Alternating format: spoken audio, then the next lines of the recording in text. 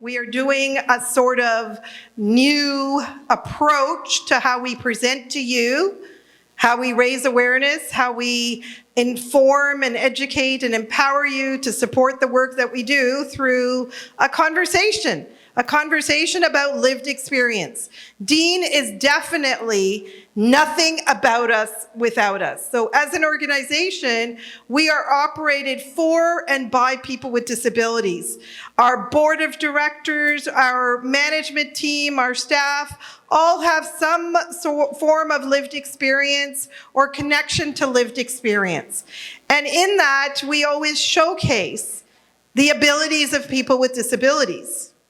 So in that spirit, we decided to bring in Saqib Shaikh, whose fantastic bio you've heard. There was something we experimented with during the pandemic. We called it the Pity Party Podcast. And we're gonna transform that podcast this year. And this is a sort of live version of that, right, Imam Maimoon? He's our producer.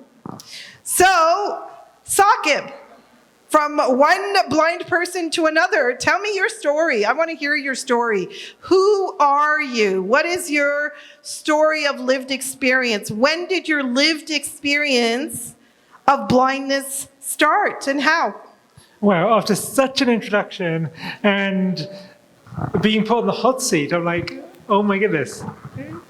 But assalamu alaikum, everyone. It's really a pleasure to be here and to be hearing all about DEEN Support Services and the amazing work the organization does to help so many people.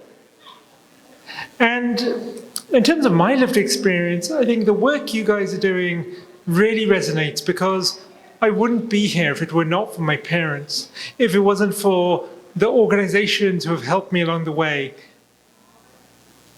I lost my sight when I was 7, and in many ways, I was a kid, so children are very resilient to that.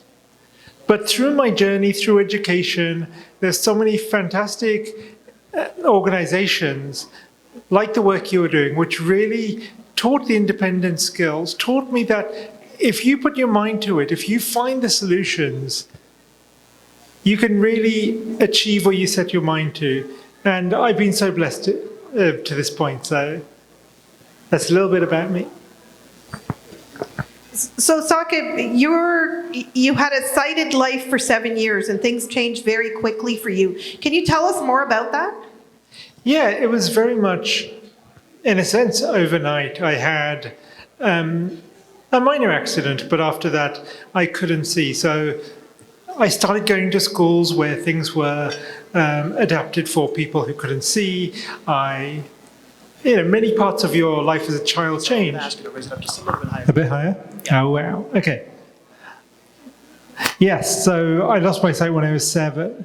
And on the one hand, that changed a lot.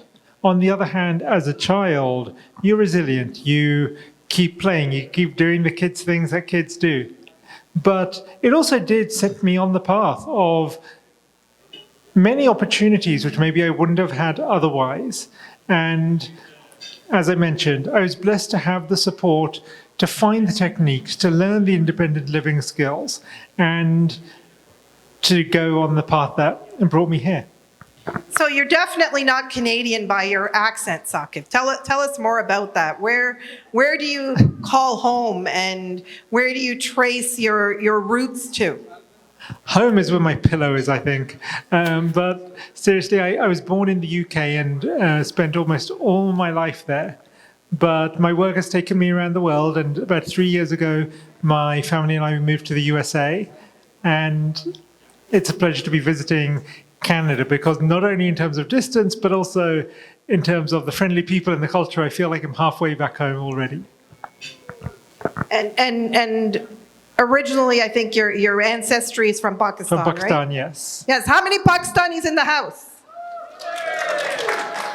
Okay, we're gonna try this just so Saqib and I get a sense of the room. Okay, this is a demonstration and accommodation to 2 people sitting on stage who can't see you. So we figured out who's Pakistani in the house. Who's Indian in the house? Who's Bangladeshi in the house? Oh my God, they're loud. Okay. Who's Arab in the house? Any Sudanese, African, Somali, Ethiopian? Who's Canadian in the house? All right, there you go, Saqib. You get a flavor of the room. And we do have a whole table of our friends who also use sign language. So there you go. We have quite the mix of people here. So good to know, guys, we have tremendous role models of disability from diverse communities who call various parts of the world home, including the UK, Canada, and America, wherever his pillow is, like he said. So we'll get you to Canada one day, Saqib.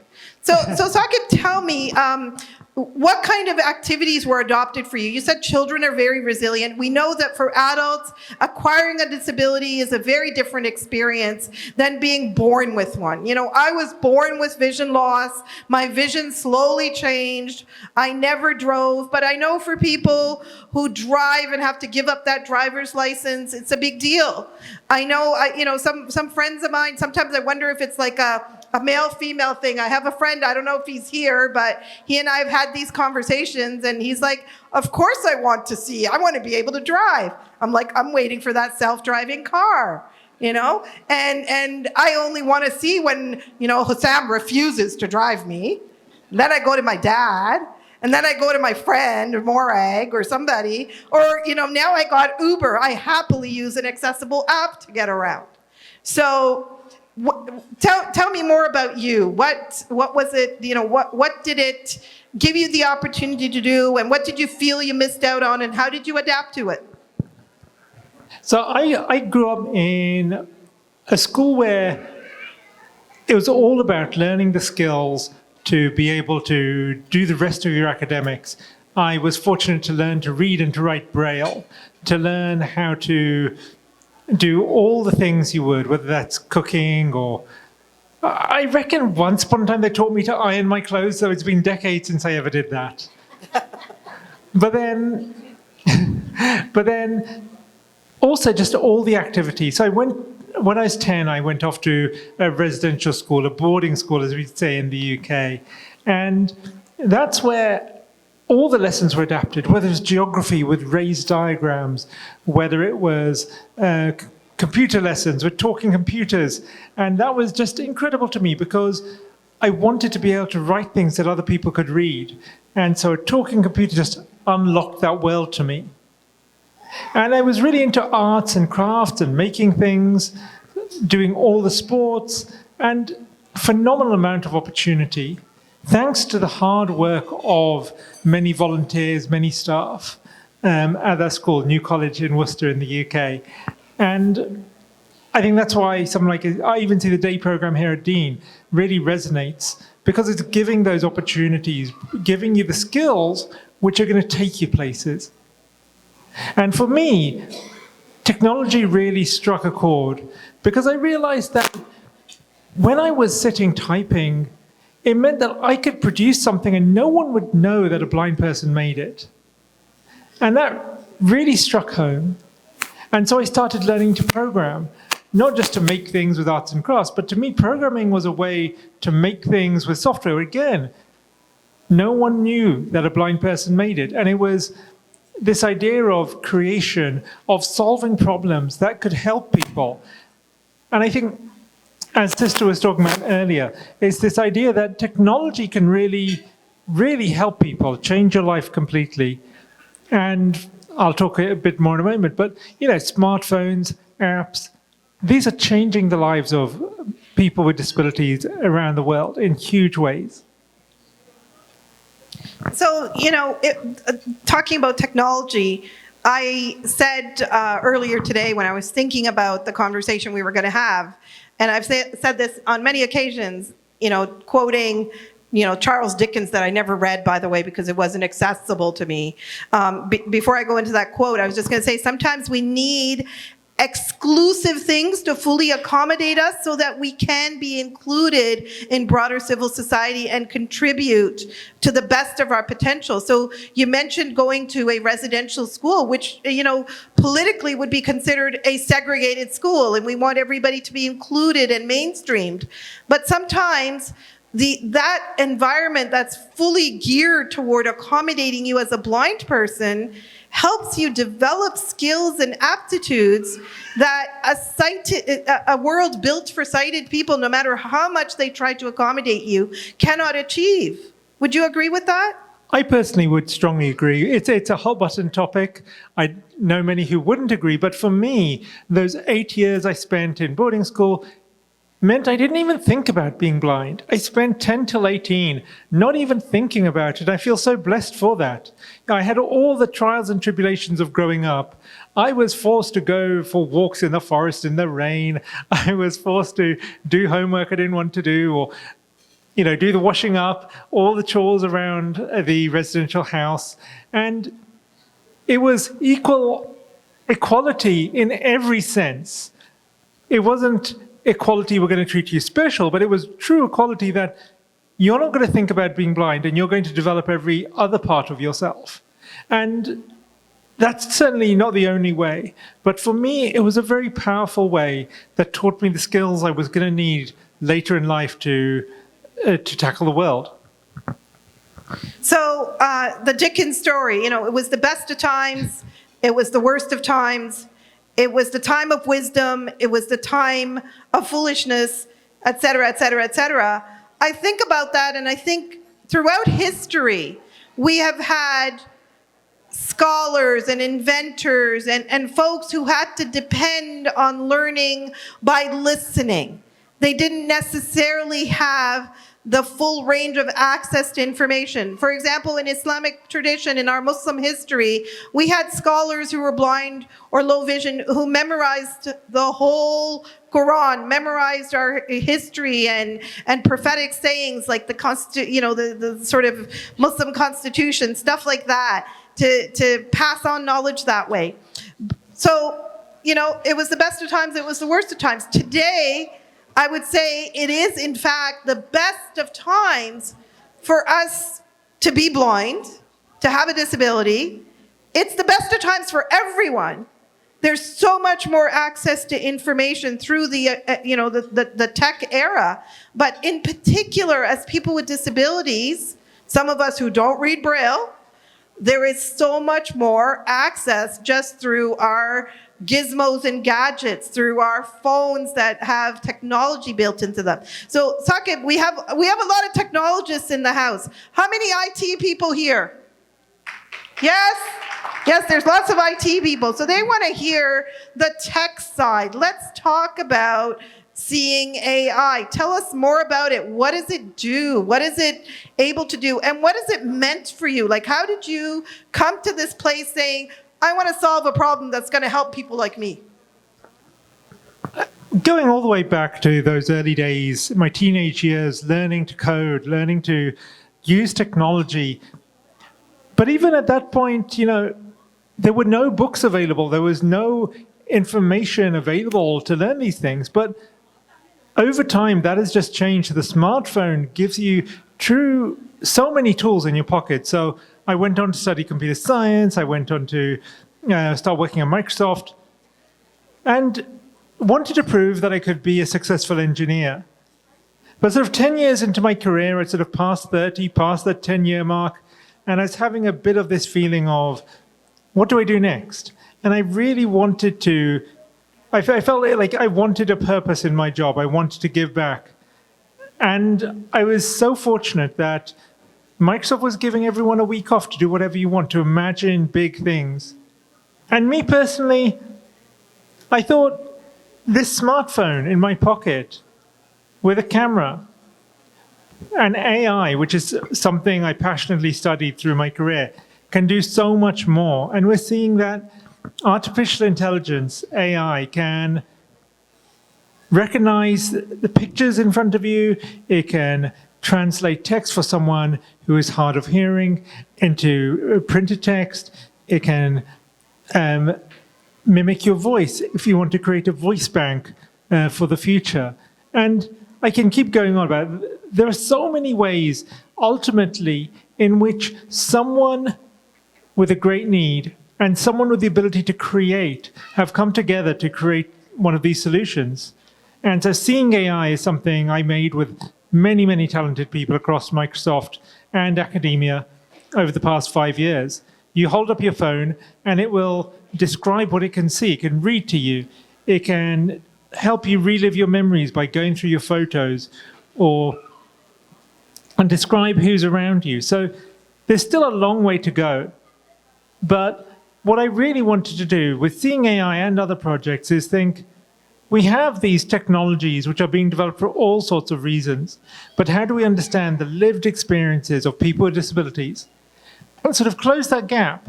I sometimes think if I could dream a few years into the future, then what if AI can understand the people, understand the world, and be this bridge that helps all of us do what we want to without the barriers that society puts up or the environment puts up?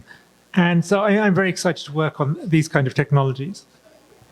So, Saqib, what do you anticipate in the future? Are you and I going to get a chance to drive?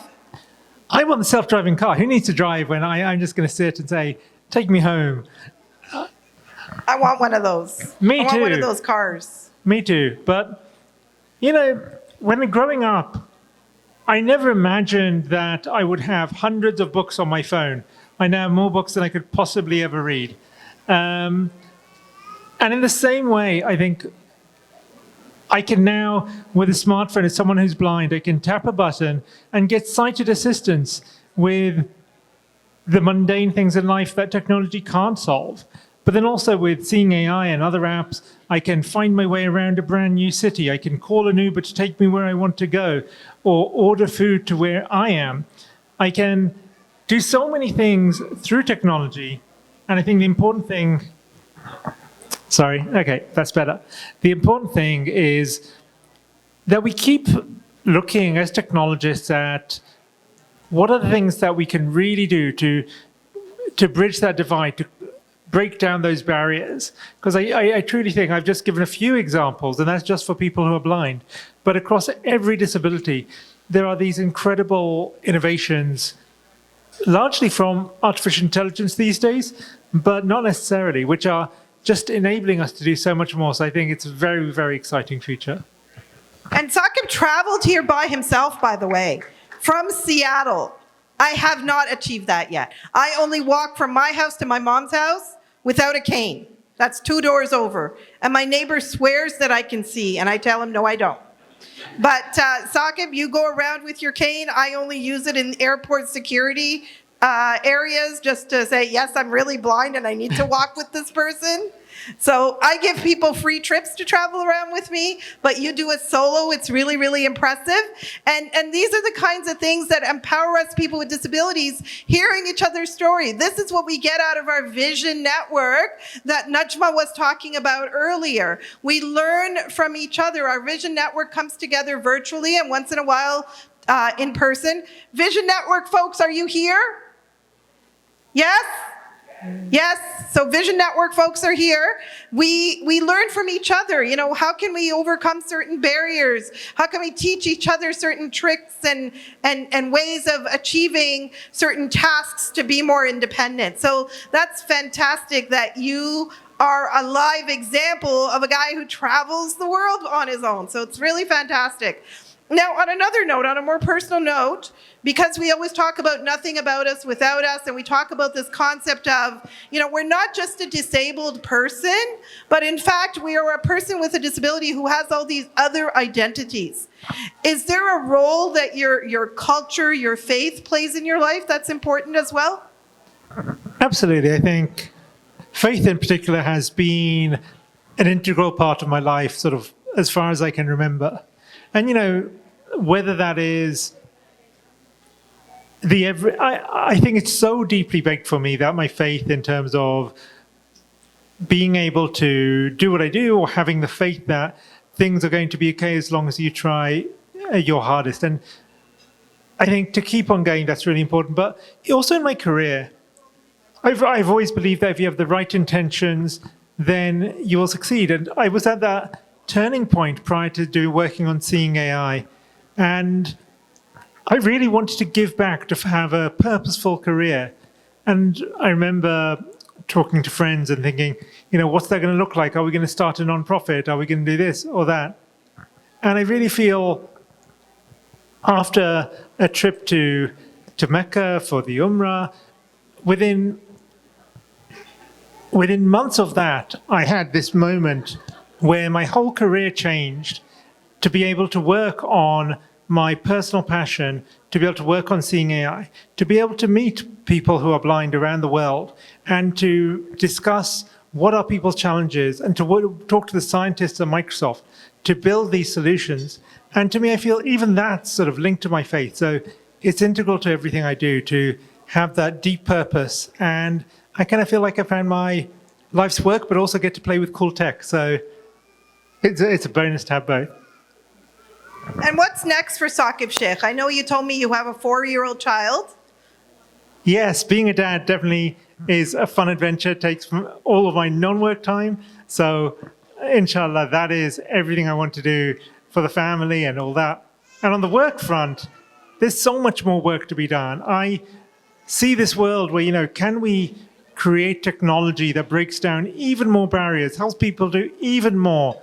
And I think part of that is this dream of AI that understands each of us individually, because we are all unique, and breaks down whatever challenges we have facing in the real world. So that sounds like it's years and years of work to come, but inshallah, looking forward to taking on that challenge.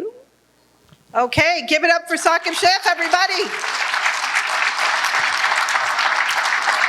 Saqib is around the rest of the evening to meet and greet and chat with you. He's happy to talk. He's also going to be doing a hybrid talk at TMU tomorrow. Thank you to TMU folks who are here tonight, Tony DeMello and others. Thank you. Thank you, Saqib. We will now, Faisal, we will now proceed to our Accessibility Awards.